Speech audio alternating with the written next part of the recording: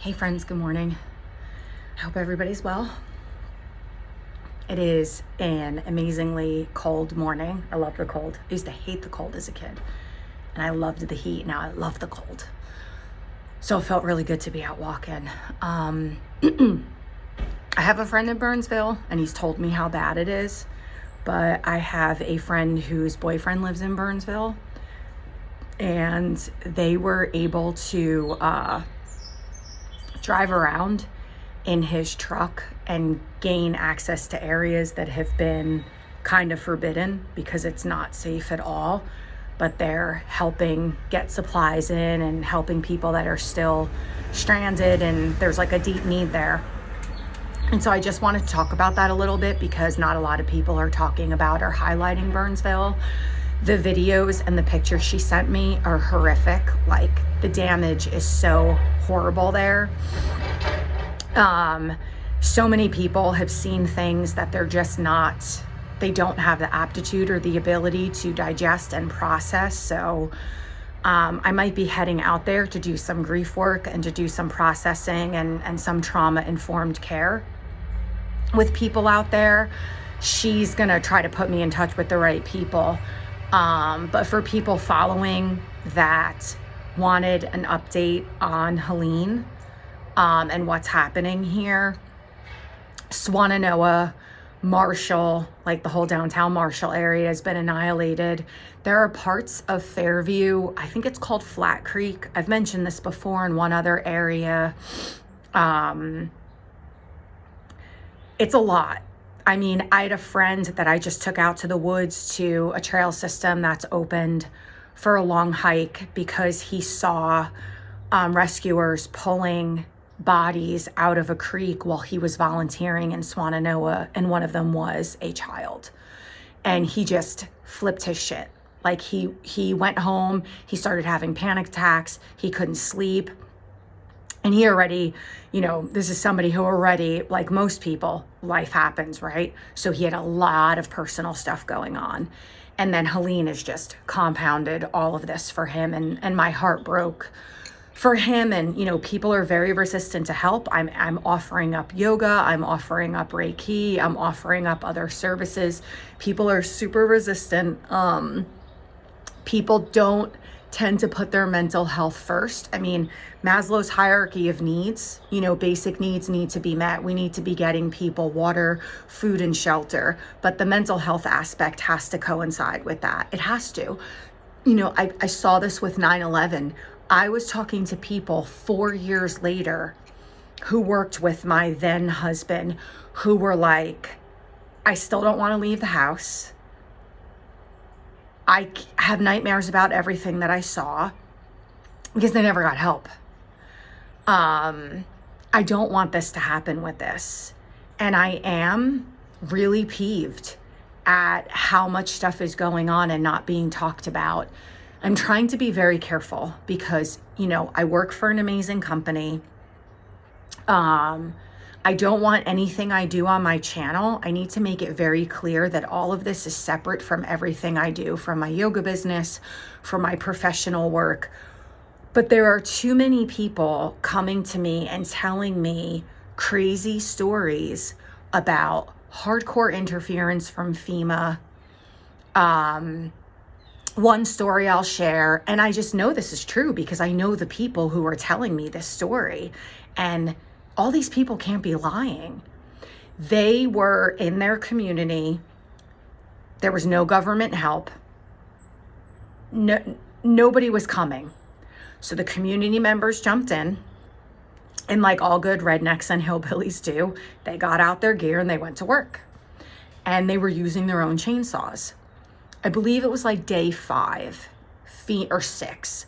FEMA rolls up and was like, you need to get out of here or we're gonna get you arrested. And they're like, time out. What? Like, let's all work together. They're like, they're not FEMA approved chainsaws. And they were like, well, where are the FEMA approved chainsaws? Oh, well, we don't have any. So they had to stop operation. Well, who's cutting up stuff to get to people? Who's going to do all this stuff to remove the debris? How long are you supposed to wait for government officials to come in and help you? Do you know what I mean? Boone got a ton of attention. Asheville got a ton of attention.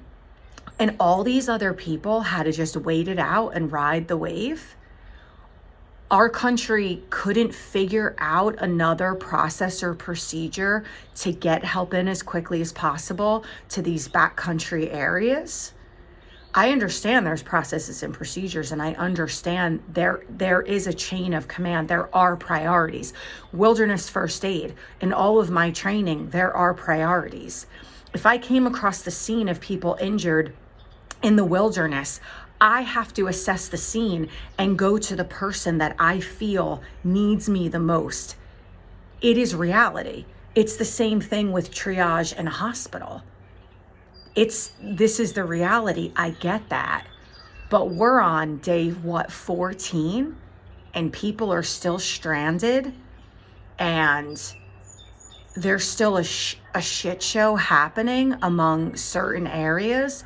And then there's like no mental emotional triage.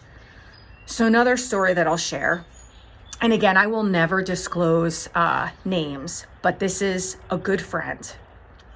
She had to evacuate the property that she's on because the owners of the property, the husband literally had a psychotic break. And the wife was fearing so much for the safety of her and the kids that she had to call the authorities. She was trying to get him arrested. She now got a lawyer. She's fighting for full custody, and every tenant on the land had to evacuate because he just had a psychotic break, because they were doing all of their own rescues. And when I say rescues, you know what I'm alluding to. Now, my friend was part of EMS years ago in Cedar Mountain, and she worked for the fire department. She did EMS somewhere else too. So she is adept at this. She can process it. But people going into these situations and doing what they feel they have to do because there was no help around, I can't even imagine. Most people are not prepared for that. So I'm trying really hard to stay away from these conversations, but I'm just infuriated, And I just said to my friend, bring me in for mental health triage, bring me in to help me with the cleanup. I think I'm also frustrated because I've offered so much help to so many people and no one's really taking me up on it. And then anytime I go to a distribution center, they have like all hands on deck. And it's overwhelming, and I almost feel like I'm in the way. I'd rather be of help and service, like doing the things that I do best, or where I know I would be of greatest service. But anyway, I just wanted to share with you. There's also accounts that I don't know personally. But again, why would these people be lying of, people with helicopters that were doing their thing and all was well? And then FEMA or government officials got involved and were like, if you go out on another helicopter run, even if it's just dropping supplies, you're going to be arrested. Some of these people were affiliated with organizations, and they did have military background, or some type of professional credential and experience. So I'm very confused. I'm very frustrated. It's infuriating. It's really, really infuriating. So I feel like this is being covered up. It's not being talked about. I saw a clip. I don't know if I shared it. It was a very interesting interview on the news. And this military guy who was retired came in to help. And he was telling his experience of how much worse the devastation is than anyone realizes, how many bodies were being recovered. The news anchor cuts him off, cuts to a clip of Biden talking about what's going on overseas. That was about a minute. Comes back, never revisits the conversation about Western North Carolina, and says to the retired military guy. What do you think about that whole conversation with Biden? It had nothing to do with anything that the guy was being interviewed about. Why? Why did they cut him off? Why did they not want to hear what he had to say?